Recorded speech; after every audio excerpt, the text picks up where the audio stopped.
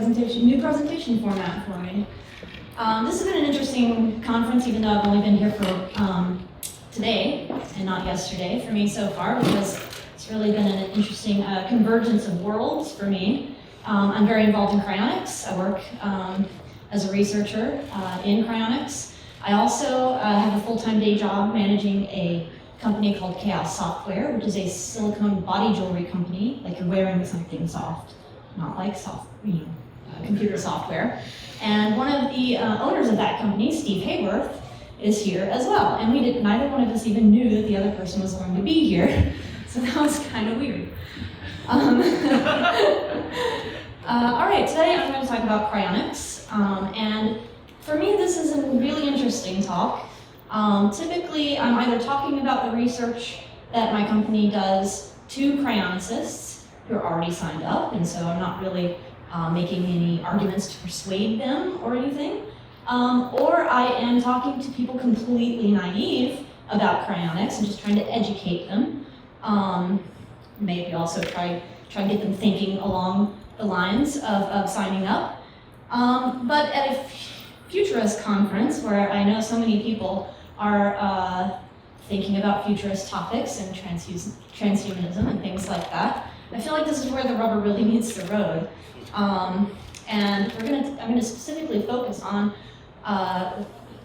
some reasons that futurists don't sign up for cryonics or make cryonics arrangements, and some myths that persist about cryonics among futurists as well. I really should have brought my slide progression thing. All right, first I'm gonna start talking about what cryonics is not. I'm gonna put my glasses on. So in a couple of slides in this talk, I'm going to just throw out a few points, and then I'm going to delve into them in more depth later on. So I'm just going to throw a few things out here that I hear cryonics. When people think of cryonics, they say these things. It's the freezing of dead people, and in fact, it's really hard to even talk to somebody who's not familiar with the word cryonics without boiling it down to that, because that's the only way that people frequently even think of cryonics. And what I'm going to argue is, cryonics is not the freezing of dead people at all. It is not an indulgence of rich people. It is not a means to mind uploading, or a subcategory of transhumanism, you may be surprised to find out. It's also not an immortalist technology. I would actually argue there that many people who are involved in cryonics are, or they do self-define as immortalists, but many do not, myself included. I don't know necessarily that I want to live forever. It's not a conclusion I've reached so far, but I do want to be able to make the decision about how long I live myself. I don't want nature or any, other thing doing that for me. It is also not cryogenics, which is just the study of low temperatures, very low temperatures, and it is not suspended animation. So what is cryonics? Just succinctly, cryonics is an experimental form of critical care medicine that aims to stabilize terminally ill patients at very low temperatures for future treatment. Right? Think about that for just a moment, because I'm going to really go into depth about that over the course of this talk. There are some premises of cryonics that I want to discuss first. First is that death is a process, not an event. Mainstream science has really been moving in this direction over the years, as we've seen cardiopulmonary resuscitation, progress in CPR, and resuscitation from cardiac arrest and other sorts of traumatic insults. And we've also seen differences in definitions of death progressing along the same lines over time, including legal definitions, medical definitions. And as our knowledge increases, we're always seeing the evolution of the definition of death kind of changing over time. And as a cryonicist, we want to change it even more. Another premise is that ultra-low temperatures can preserve the neuroanatomical basis of identity, and that molecular repair technologies can be foreseen. All right, let's start with death as a process. So another common misconception, maybe not amongst most of the people here, but that I hear very frequently amongst the general population, is that the brain dies after 5 minutes of ischemia, or lack of blood flow and oxygen, which is required for metabolism to the brain, or to any tissue, but in this specific case, we're talking about cerebral ischemia. The brain doesn't die after 5 minutes. After 5 minutes of cerebral ischemia, you probably will have started an ischemic cascade leading to really deleterious effects, apoptosis or cell death. But ultrastructural studies, like electron micrographs of brains after 5 minutes of ischemia, suggest that decomposition of the connectome or the map of neural connections in your brain is a matter of hours, if not days. There's still a lot of information there. And so therefore, in cryonics, we frequently refer to information theoretic death as an actual death, definition of death. And that would be the destruction of the information in the brain, or within the human brain, to such an extent that recovery of the original person is theoretically impossible by any physical means.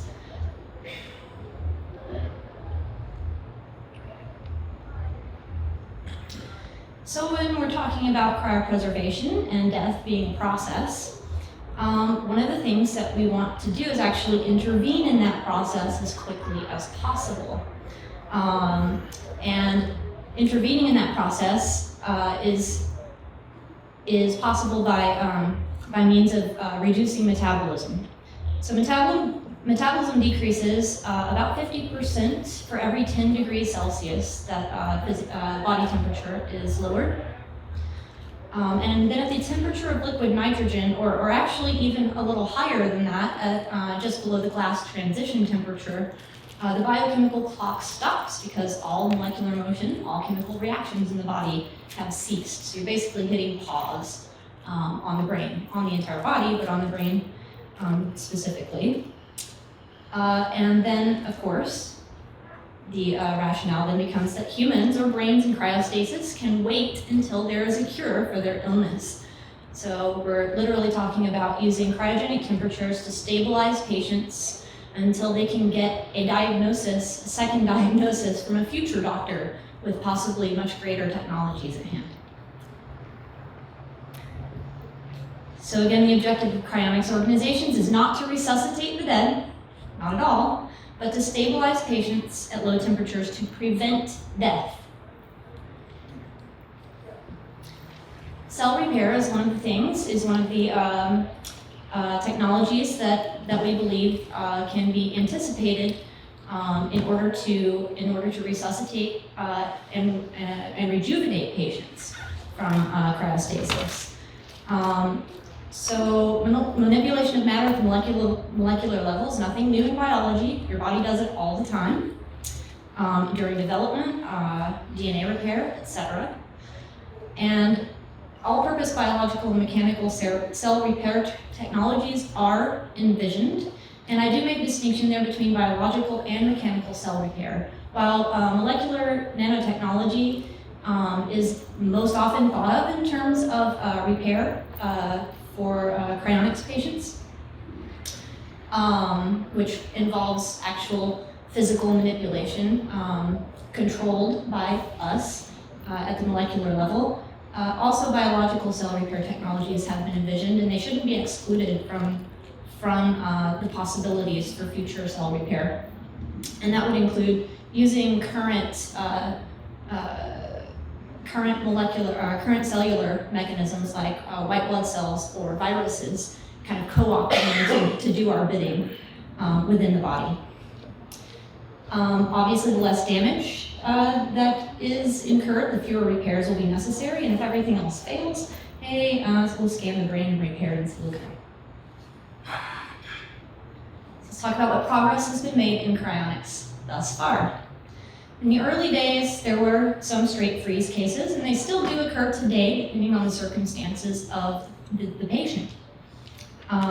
Straight freezing, we'll talk a little bit about is lowering a patient to cryogenic temperatures without cryoprotecting them first, and freezing damage is incurred in that process. But it may not necessarily be something that can't be repaired or that structure cannot be inferred from, so it shouldn't be discounted outright as, just the end of the person. Almost as soon as cryonics got started, however, and though there were some straight freeze cases in the early days, that was never the goal to just straight freeze patients. From the very beginning, we knew that cryoprotection to prevent freezing damage was necessary and ideal, and so cryoprotection cases started very quickly.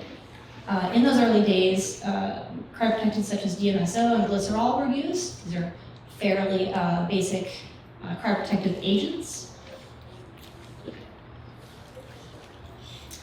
Later on, after 20 years or so, vitrification, which is the solidification without ice formation, was introduced to cryonics, and I'm going to talk very specifically about that in just a moment. Intermediate temperature storage is one of the more recent, not totally, it is definitely a procedure that has a lot of background but isn't offered to cryonics patients currently. I'll talk a little about that in a moment too. When you lower a patient to cryogenic temperatures, there are a lot of different factors involved such as cooling rate and cryoprotected concentration, et cetera, and going all the way down to liquid nitrogen temperature causes quite a bit of thermal stress during the cooling process. And as a result, what are known as fracturing events can occur, and they are actual cracks. Those can be mitigated, if not entirely eliminated, by cooling just below the glass transition temperature of whatever cryoprotective agent is being used. However, it's much harder to store a patient at those temperatures because you can't just leave them in liquid nitrogen. So there are intermediate temperature storage. There are a lot of different technologies that are being explored right now for the best way to be able to hold patients at those temperatures. They're not totally available just yet. Another thing that's not available yet, but is also still in the prototype stage, is liquid lung lavage, and that is a means of using the lungs as an endogenous heat exchanger in order to increase the cooling rate. So the biggest step forward for cryonics, I think, in all of those things that I mentioned, is vitrification, which is a cryopreservation technology engineered by Greg Fahey at 21st Century Medicine. He is a very well-known cryobiologist.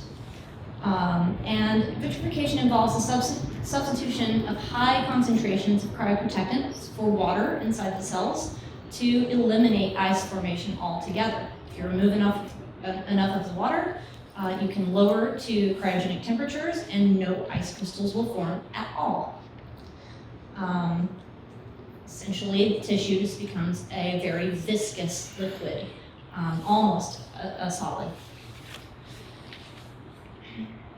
And this has been a very, very rational process in coming up with these vitrification solutions. The rational design of vitrification agents does allow for strong inhibition of ice formation, but a big consideration as part of that process was that cryoprotected agents, especially in high concentrations, tend to be pretty toxic to cells. So Greg and his team have spent decades deliberating and rationalizing the composition of these solutions in order to lower that toxicity. Okay, here's a little bit of evidence for human cryopreservation. I mentioned earlier, ultrastructural studies of cryopreserved and vitrified brains that show excellent ultrastructural preservation.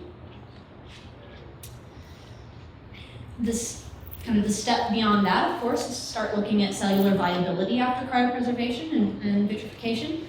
The kind of base model for cellular viability is the potassium-sodium ratio, or assay. You may know a little bit about ion pumping across cellular membranes. This one in particular is the base requirement for pretty much everything else, like protein synthesis and everything else that your cells need to do. If this doesn't work, nothing else works. So if you measure this after cryopreservation and you find that these ratios are the same as in control tissue, fresh tissue, then you've got a pretty good basis for thinking that those cells are viable. Now, of course, you want to take that a little further. You don't just want to infer viability based on sodium-potassium ratios. You want to look and see if they actually are viable by means of assessing their functionality. So to that end, electrophysiological assays have also been performed in hippocampal brain slices, showing not only a recovery of spontaneous electrical activity after cryopreservation. Now, of course, you're going to load the cryoprotectant, lower it to cryogenic temperatures, and then rewarm and unload the cryoprotectant. Reintroduce the slice into a physiological solution, and then measure electrical activity. So not only spontaneous electrical activity has been recovered from these slices, but also organized electrical activity and the maintenance of something called LTP, long-term potentiation, which is kind of like teaching a neuron to respond to a stimulus, an electrical stimulus, and it remembering how to respond to that stimulus later. That's really good news. Really, really good news for cryonics. And then taking that finally, yet even a step further, something that hasn't been done but that my lab is specifically working on is whole brain electrophysiology. So that work is in progress right now.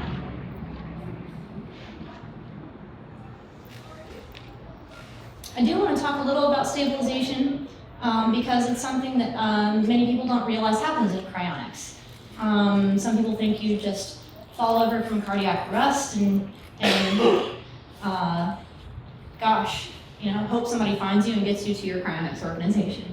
And that does actually happen in some cases. In an ideal circumstance, stabilization will occur.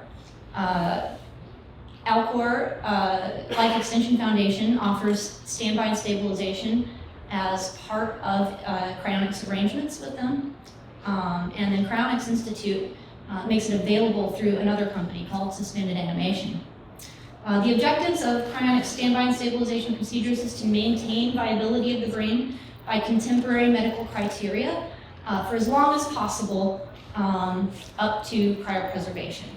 So under ideal circumstances, the viability of the brain will be preserved down to 0 degrees Celsius, basically right up until the point that cryoprotective agents are introduced because of that toxicity. Viability may or may not be maintained beyond that point. The secondary objective of stabilization, of course, is to enhance ultrastructural preservation. So if you have no stabilization, you're suffering a lot of ischemic damage and deterioration is occurring, and your ultrastructure, your neuronal ultrastructure is probably going to not going to benefit from that situation. So the procedures of stabilization include the induction of hypothermia, so reducing metabolism as quickly as possible, cardiopulmonary support, we call it CPS, not CPR, because we're not trying to resuscitate, we're just trying to support circulation, respiration through oxygenation, and that also enhances cooling by circulating the blood as you're cooling externally as well. Also administration of anticoagulants and neuroprotectant drugs, and in remote cases, a blood washout with an organ preservation solution is also performed. All right, let's get down to the nitty-gritty. What are some concerns about cryonics? There's no proof that cryonics works. About that in a second. These are just things that I hear over and over and over when I'm talking with people, and especially futurists, about cryonics, futurists who haven't made the cryonics arrangements. There's no proof that it works. Freezing destroys cells. Hear that one a lot. Cryonics is only for the rich, and future generations won't care about cryonics patients. You're all just gonna, people are gonna forget about you, or gosh, this one gets really wild sometimes. If they do, if anybody does resuscitate you, it'll be in some weird dystopian future, and you'll be used as research subjects. All right, let's talk about not having proof. So, just the base definition of cryonics is that it aims to stabilize people who are beyond the reach of contemporary medicine. Future medical capabilities that we've been talking about can be anticipated but not proven. So, because of these two facts, cryonics can't really comprehensively be proven. It's not possible. So we like to regard it as a form of decision-making under uncertainty. That causes a lot of complications because people have not evolved to think that way. Not at all. Not in probabilistic terms, and not about uncertainty very well at all. But actually decision-making under uncertainty is an element of all experimental procedures, and that's what cryonics is. It's an experimental procedure. However, cryonics does consist of a number of individual procedures that can be experimentally investigated, so that's where we make our progress. And that research to support progress in cryonics is being conducted in the following areas: neural cryobiology, my own company, Advanced Neural Biosciences. Cerebral resuscitation. Robert J. White in the 80s did lots and lots and lots of work on cerebral resuscitation. And cell repair, such as in nanomedicine, the work of Robert Freitas, for example. And of course, Aubrey de Grey has a lot of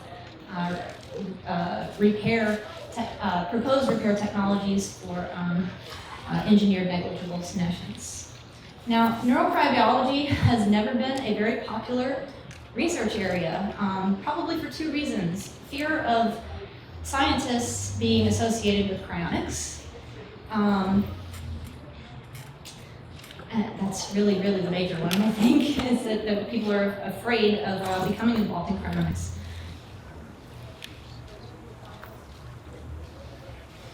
All right, let's freezing destroys cells. Hear that one a lot.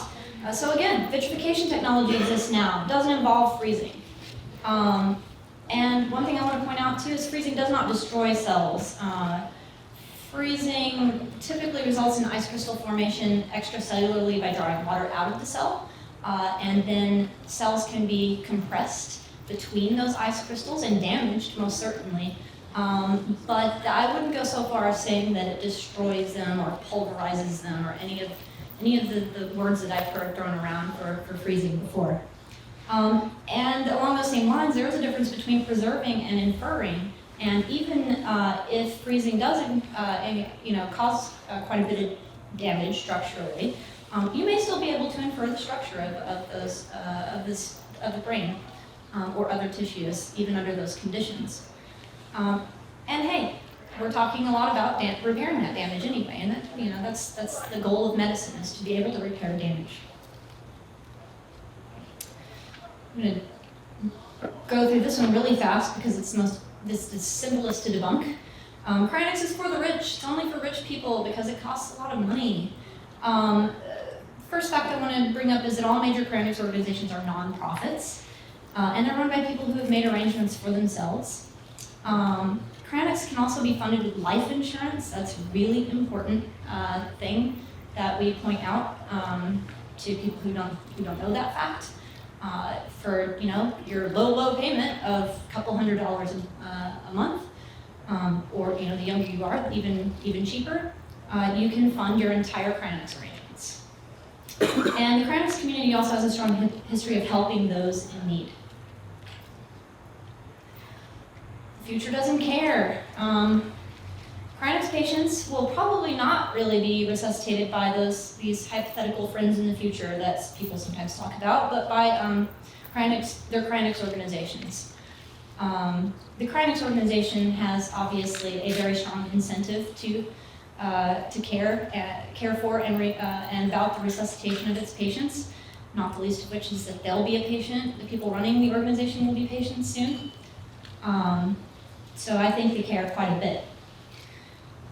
Friends and family, along those same lines, will seek to resuscitate friends and family, who will seek to resuscitate friends and family, and so on. And the bigger the community grows, the more people there are to participate in that.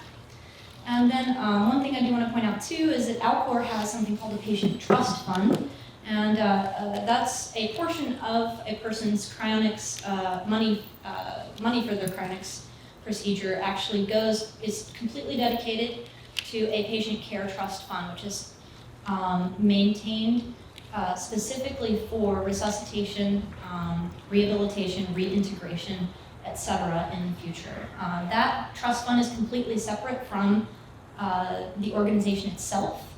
So should Alcor just fall apart for some reason due to unsound business decisions or any kind of strange happenings, that patient trust fund stays in perpetuity. The patients will be maintained in cryopreservation and still cared for until resuscitation is possible.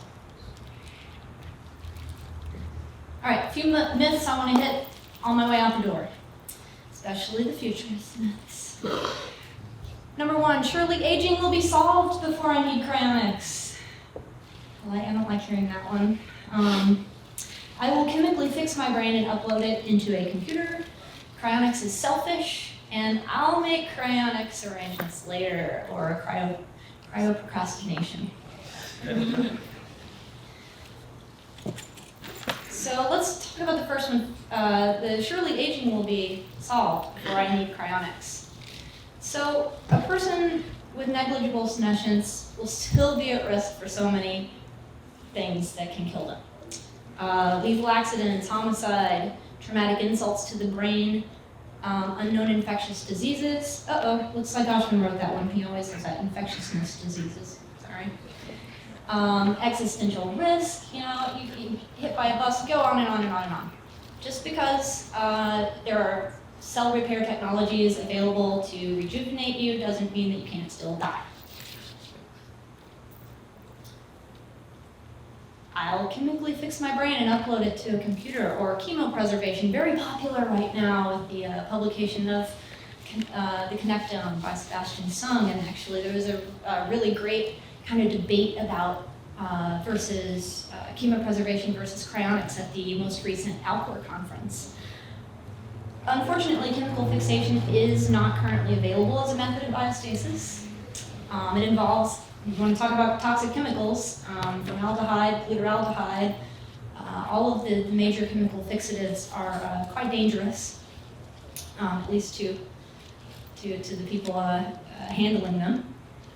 And the long-term stability of cryopreserved brains is unknown. Actually, we are looking into that in our lab as well, because I don't want to just poo-poo chemopreservation. It might be a viable and maybe less expensive alternative to cryonics, but we're not gonna make those kinds of conjectures without actually doing the research. And so far, chemopreservation has been used in labs for means of histology. For the most part, and most tissues haven't really been maintained for the kinds of periods of time that we're talking about looking at. Cold is really the only biostasis-inducing agent that can rapidly penetrate tissue also, regardless of the state of injury. So fixatives are limited by the fact that they have to diffuse into the tissue. They can only diffuse at a certain rate, and the inside of the tissue, however far it may be, will almost undoubtedly undergo quite a bit of ischemic damage while it's waiting around to be fixed. You can slice the tissue, but you're going to have to slice it pretty thin and into hundreds, if not thousands, of pieces or slices in order to minimize the negative aspects of the limit to diffusion of chemical fixatives. But yeah, these things just haven't been done so far.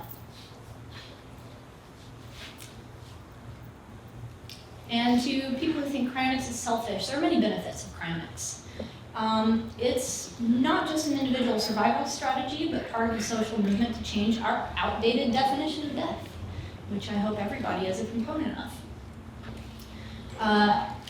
The cryonics research has other applications, such as human suspended animation, or, especially older cryonicists get really excited about the idea of space travel. Organ preservation, emergency medicine, etc. There are many, many ways that cryonics has contributed to all of these areas so far. And longer lifespans discourage short-term thinking and decision-making in favor of prudence and sustainability. And that's something I'm also very much in favor of. If we live a much longer time, we're much less likely to not care about what happens in the future because you're likely to be there. And cryoprocrastination. I'll make cryonics arrangements later, or I'll make cryonics arrangements when I need it. I hope it was pretty obvious earlier that you need cryonics always currently, because even if you're young, you can still get hit by a bus, or honestly, rejuvenation technologies might not happen by the time that you think they will. I really hope they do. We often say cryonics is the second worst thing that can happen to you, first being dying, and I would really like to take advantage and benefit from rejuvenation technologies myself. I'm just not going to, bet the farm on it. And if you do wait, when you're old, okay, you can't afford it. Even insurance gets a lot more expensive.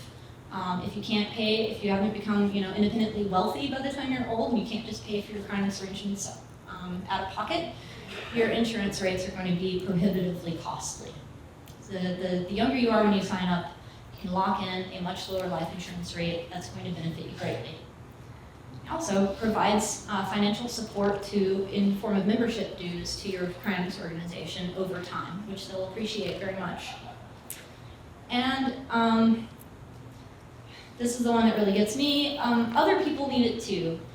What I mean by that is, when I started doing research in cryonics, I had a number of friends in this community who said, why are you wasting your time researching cryonics when you should be researching rejuvenation? Because if we can rejuvenate people, cryonics won't be necessary. Well, there are a number of reasons for that. Number one, there are already people who are cryopreserved who do need us to do this research in order to resuscitate them. And there are also other people who need it now, who have a terminal illness, for example. And one of those people is Kim Swazi. She was recently at the Alcor conference and spoke briefly about her situation. She's 23 years old. She has terminal brain cancer, very, very aggressive brain tumor that's growing rapidly in a location that makes surgery impossible. She's already had surgery, in fact, and it's actually come back even more aggressive than before. And her final wish is to be cryopreserved. So I want to end on that note. You can visit the Alcor page to donate to her cryopreservation fund. She, like many others, was already interested in cryonics in college and thought she could wait a little while. And then she wound up being diagnosed with a brain tumor. So this is another example also of the selflessness of cryonicists in helping others in their time of need, and I'm very proud to be a part of that community. If anybody wants more information, I have a list of scientific articles, not here, but in the green room. But if you want to find me walking around afterward, gladly give you a whole list of articles that you can look up and peruse at your own leisure to come to your own conclusions about the feasibility and rationale underlying cryonics. And then there is also, I hope at some point, I will find the Alcor materials that should have been delivered here. Yes? What? Oh, sorry. We're hoping to have some Alcor promotional materials, including sign-up information, delivered here. So if those come to light and anybody wants them, I'd be happy to talk to you about it and to provide those materials for you. Thank you.